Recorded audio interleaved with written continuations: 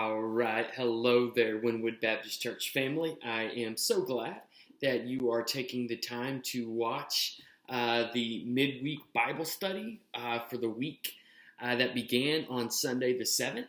On Sunday the 7th, we began a new series that we will be off and on throughout the course of the spring that is based on the fruits of the Spirit: love, joy, peace, patience, kindness, goodness, gentleness, and self-control. Things that if we are growing in our relationship with Christ, if we're doing the right things of prayer and Bible study and church attendance and trying to represent them to the world around us, that eventually these things are going to ooze. And even though ooze isn't a very nice word or it sounds kind of yucky, they're going to come out of us naturally.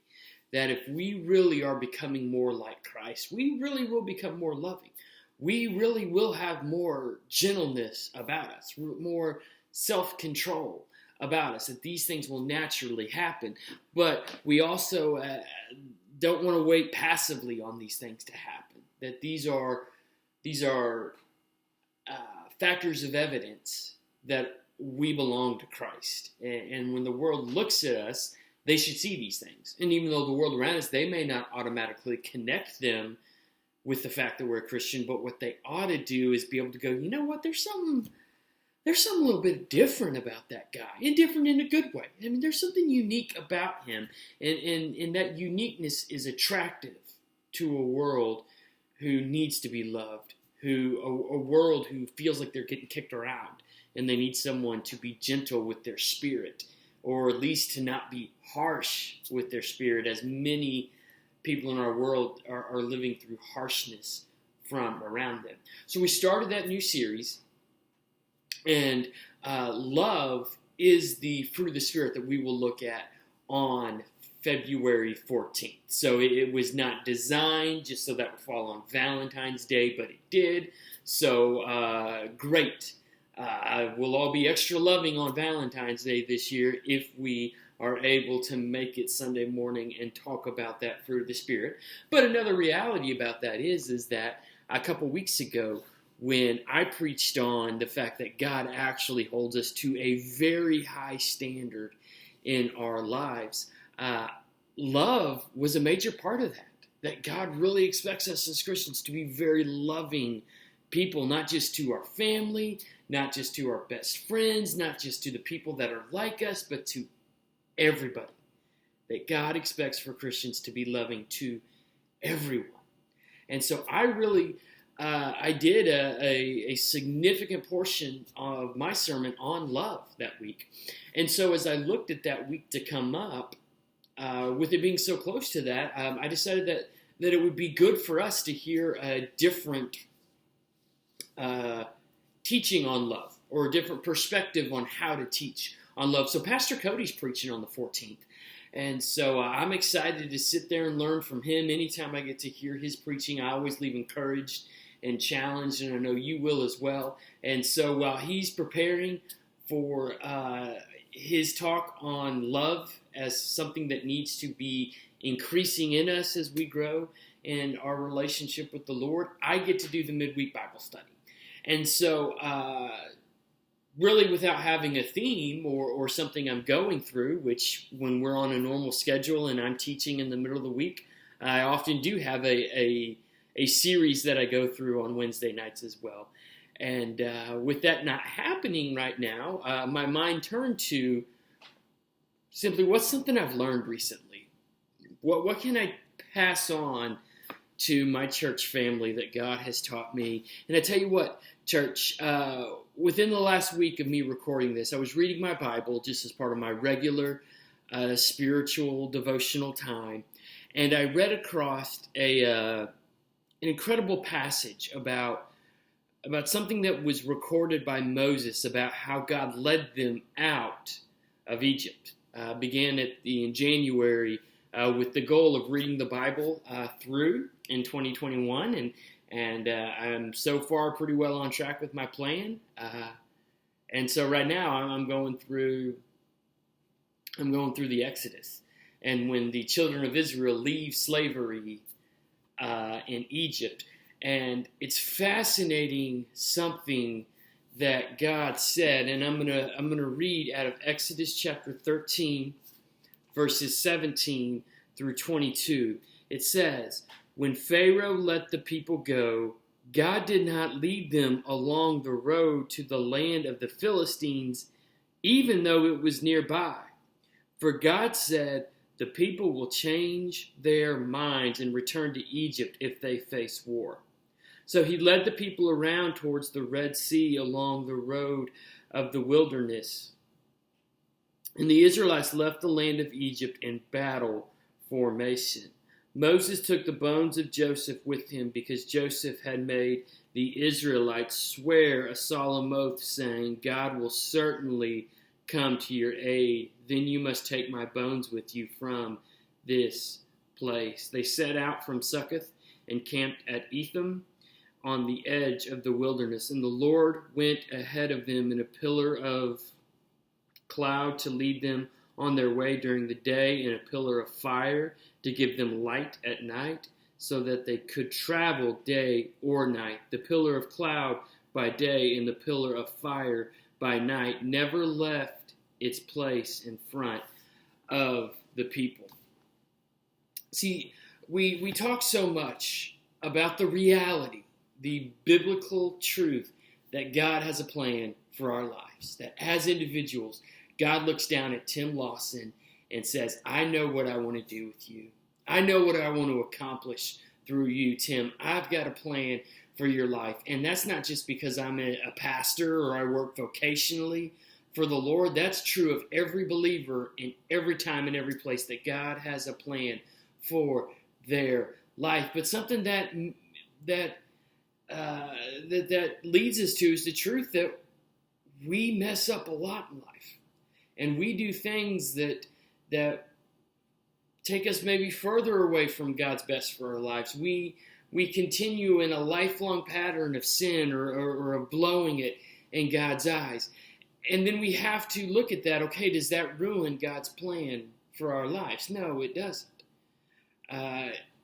In this passage, it points out some truths in some way that God was sensitive to the heart of the Israelites and how he still accommodated what he wanted to do through them. So there's a couple things we're going to pull out from this passage. I encourage you to keep that text handy. Again, we read out of Exodus 13, verses 17 through 22. One truth about God's plan is that it considers our weaknesses. It considers our spiritual weaknesses, our emotional weaknesses.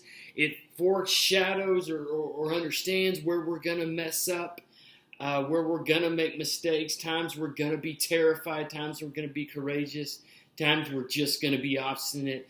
God's plan for our life considers all of that. All right? God is leading the Israelites. God is leading the Israelites. I was just making sure y'all were paying attention. God was leading the Israelites out of Egypt, out of slavery, and he's taking them towards the promised land.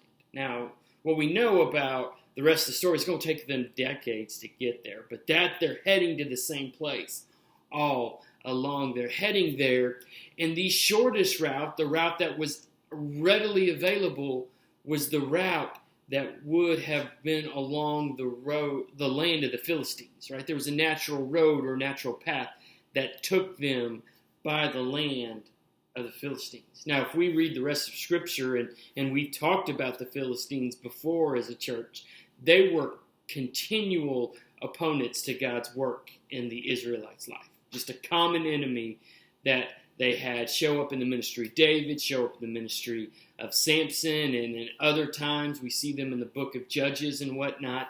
The Philistines are constant trouble. And they're trouble already for the Israelites.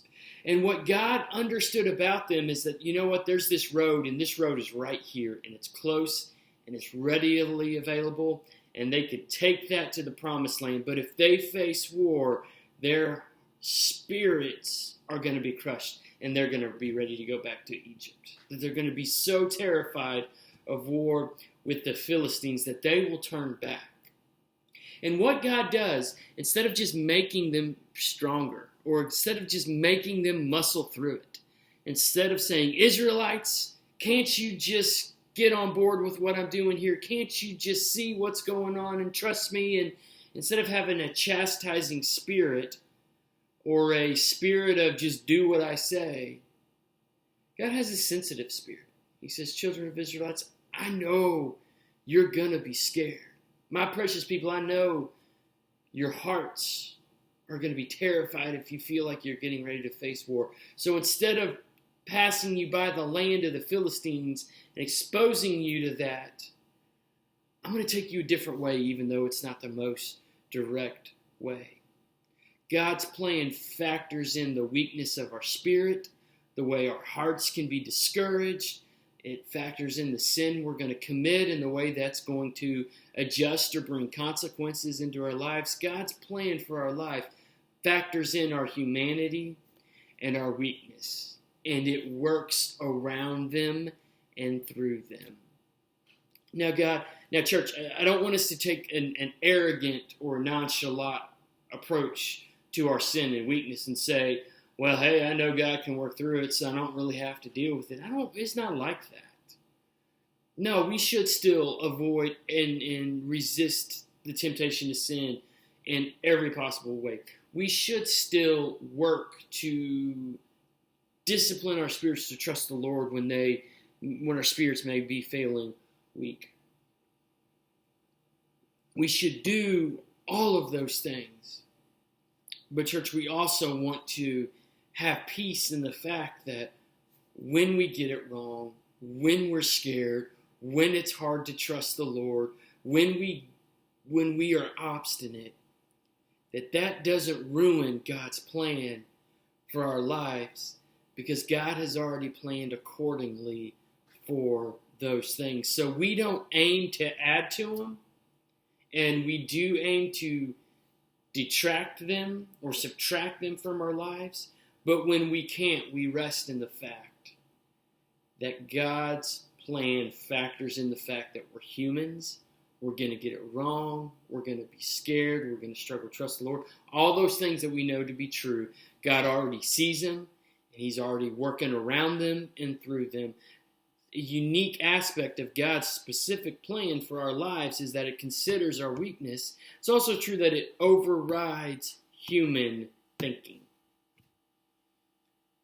God's plan overrides human thinking. Man, as humans, we have a very limited perspective. We have a very limited view of what can be done or what should be done. We have a very limited view on how God could use us and how God can use others. There's some people that we look at and think, I don't know if God can do anything through them. And God sees something He can do amazing things through. Man, God's plan overrides human thinking. When the Israelites left Egypt, instead of strengthening their hearts or dragging them towards the Philistines to see what they would do, He rather sent them straight towards the largest physical barrier in the area. He led them directly towards the Red Sea. Human thinking would have never led them that way. Now, I doubt Moses knew he was heading that way. But man, when we look back and read this story, even as I read this the other night, God, why not just make them tough? Just come on, Israelites, we can do this. Just walk by and say hi to the Philistines. God chose not to do that.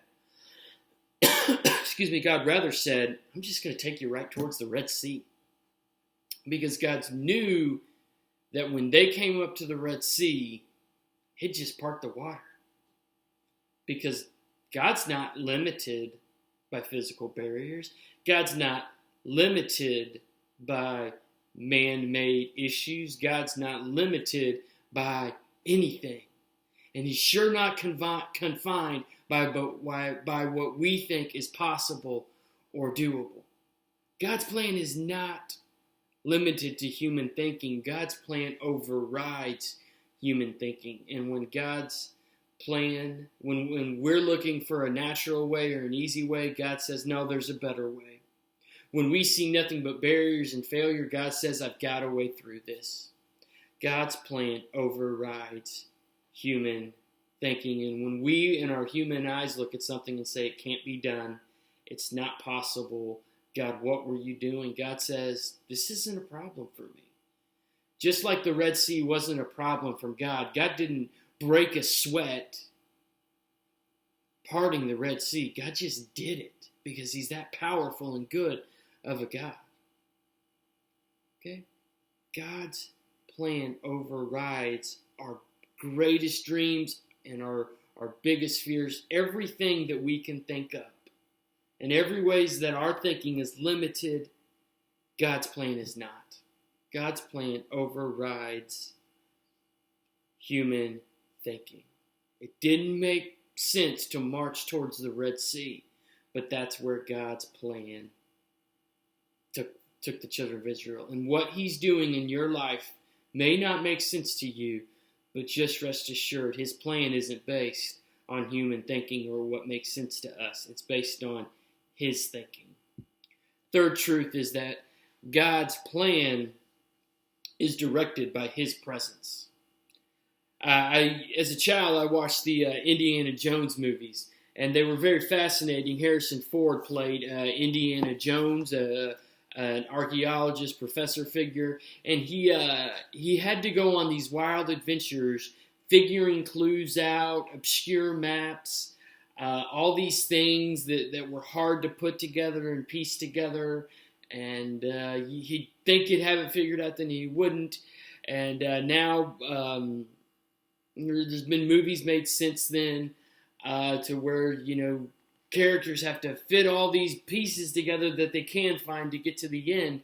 And I am so glad that following God's plan is not like that. I'm so glad that following God's plan for my life, that God has not brought it to me in some code or some obscure message that I have to spend years deciphering before I can even get out to the work of doing it. I'm so glad that God didn't release the children of Israel from slavery and said, hey, the promised land is that way, y'all go find it. But rather, God, by his own presence, directs us towards accomplishing his plan for our lives. Again, Exodus 13:20 through 22 says, they set out from Succoth and camped at Etham on the edge of the wilderness. The Lord went ahead of them in a pillar of cloud to lead them on their way during the day, and a pillar of fire to give them light at night, so they could travel day or night. The pillar of cloud by day and the pillar of fire by night never left its place in front of the people. Man, God gave the Israelites such clarity in accomplishing his plan for their life as his chosen people. He gave them things they could look at and with their own eyes see. Man, isn't that great? I mean, a tremendously large cloud during the day that they could just follow, and at night, a massive fire that wasn't connected to the ground, that didn't have to be fueled by wood or anything else, just a pillar of fire. And they could follow it. In church, sometimes we today go, man, if God would just do that for me, I'd follow him in a heartbeat. And what I found to be true about my life is every time I say that, it's probably true that I wouldn't. Because sometimes when we say, if God would just show me what he wants me to do, I would go do it. What we're saying is, well, God kind of showed me something, and I didn't really want to do that. So if he'd just show me something new, I would go do that. See, church, a reality about accomplishing God's plan for our lives is, first, he's given us his word. Man, the Bible tells us so much that we can do to accomplish his plan for our lives. When we talk about being loving, that is part of God's plan for our lives. No one will ever have a plan from the Lord for what they're supposed to do that doesn't include being a person of love to the world around him. There's many other things in his word that he tells us to do, to be forgiving, to speak to people about God's love for them in their lives. 2, spend time with the Lord. It's a major part of God's plan for our lives. To serve our churches, to be kind to our neighbors, and not just our physical neighbor, but to be kind to the people that we run across in life who lives don't look a thing like ours and whose values don't look a thing like ours. That God would say, be kind and loving to those people. See, church, if we just set out to live out how the Bible teaches us to live, that would take us the rest of our lives. It's also true that sometimes God has something rather specific He wants us to do. And it can be anything from teach a class, sit in a class, help with this special ministry, or sometimes it's, donate towards this funding because this is something I want to do and you can help, or donate your time towards this, or, man, just reach out to that person and give them a call or send them a card because they need a word of encouragement and I want to use you to send it. And I tell you what, church, when God wants us to do those things, He gets our attention on that. We know what He wants. We may not want to do it. We may not like it. We may not think we're equipped or that we've got the time. But God looks down and says, hey, this is something specific I want you to do. And God will make it clear. Often when people come to me or they say to themselves or to someone else, I just don't feel like God's telling me what He wants me to do with my life, it usually boils down to a couple of problems. One, they're not engaged in reading their Bible. And God will rarely give us something specific to do when we've not already done what He's told us to do in His Word. Or 2, God has already told them something specific to do and they don't want to do it. So they're ignoring that, hoping God will send them something else.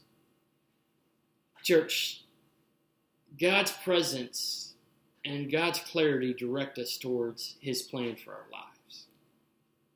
He did so for the Israelites in our story this evening, and He continues to do so for us as well.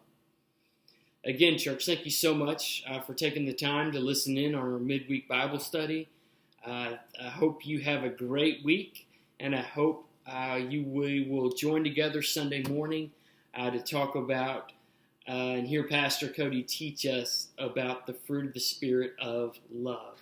Have a great week. We'll see y'all real soon.